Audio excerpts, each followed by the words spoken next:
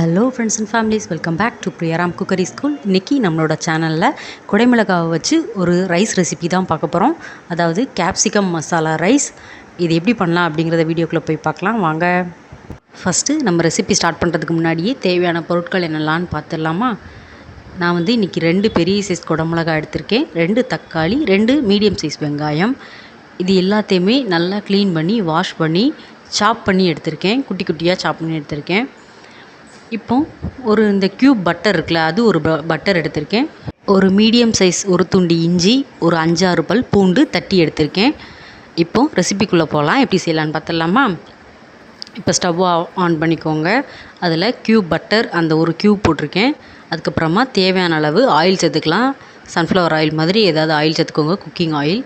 அதை சேர்த்துட்டு 2 ஏலக்காய், அப்புறம் கிராம்பு, கொஞ்சமாக பெருஞ்சீரகம் அதாவது சோம்பு, அதுக்கப்புறம் நம்ம பிரியாணி ஸ்பைசஸில் போடுவோம்ல, அந்த ஸ்பைசஸ் எது நம்மகிட்ட இருக்கோ அது சேர்த்துக்கோங்க. அந்த எல்லாமே ஃப்ளேவருக்காக தான். அப்புறமா நம்ம சாப் பண்ணி வச்சுருக்க வெங்காயத்தை சேர்த்துக்கோங்க. வெங்காயத்தை லைட்டாக வதக்கிட்டு நம்ம தட்டி வச்சுருக்க இஞ்சியையும் பூண்டையும் சேர்த்துக்கோங்க.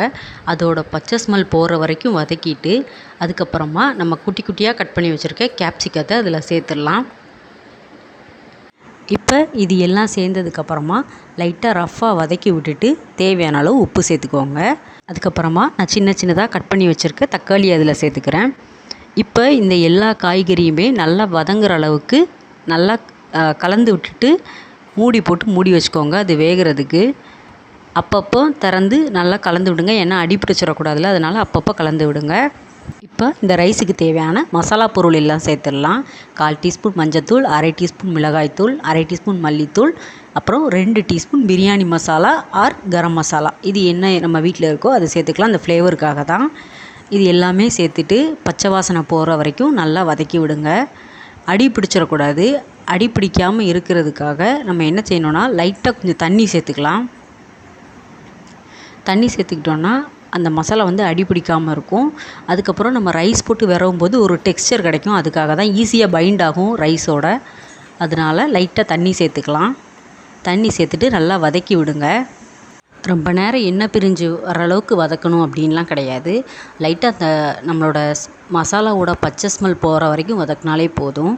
அப்புறமா நான் பாஸ்மதி ரைஸ் கொஞ்சம் எடுத்து அதை தனியாக வேக வச்சு எடுத்திருந்தேன்.